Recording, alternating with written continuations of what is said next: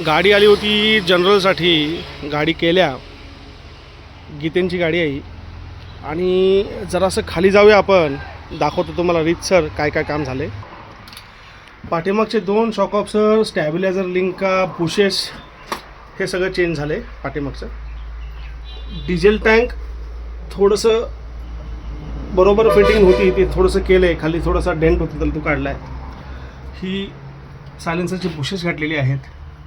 Stabiliser लिंकेजचे bushes, पुढचे shock absorber, lower आर्मचे बुश, ऑइल चेंज, ब्रेकचे पॅड, पाठीमागचं चाकांचं ब्रेक हे सगळं केलेलं आहे.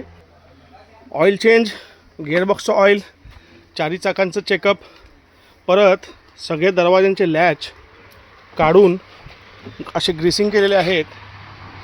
2 रॅचेट खराब होते ते चेंज केले आहेत. पॉवर विंडो सगळे ऑन झालेले आहेत. सगळ्या लाईट्स चालू केलेल्या आहेत. आतलं इंटिरियर जेमतेम म्हणजे क्लिनिंग नाही आहे, पण सर्व्हिसिंग सगळं सीटाबिटा काढून केलेलं आहे. आता गाडी आज डिलिव्हरी द्यायची आहे. आता ही गाडी खरोखर काम करण्याच्या लायकीची होती म्हणून काम केली, कारण बॉडी लाईन चांगली आहे, जास्त गंजलेली गाडी नाही आहे. सगळं करून गाडी दिल्या. आता माझा अंदाज असा आहे की पुढची 2-4 वर्ष तरी गाडीला मेजर काम काय निघणार नाही आहे. फक्त ऑइल चेंज, टायर्स, सस्पेन्शन काय निघालं तर. मग आपल्याकडे जर अशी जुनी कुठली गाडी असेल तर आपण जनरल सर्व्हिस करून घ्यावी आणि जे गरजेचं आहे तेवढं घालावं.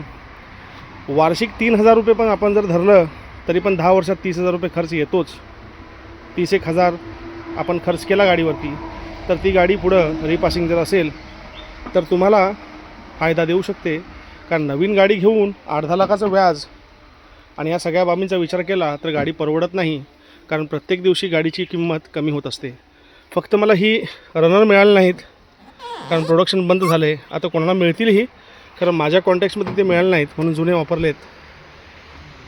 गाडी रेडी केल्या, त्यांना फोन केला, आता बिलं होणार आहेत. पण अंदाजे 10 वर्ष जुनी गाडीवरती 30-35 हजार खर्च करणं काही चुकीची बाब नाही आहे, आपण करू शकतो.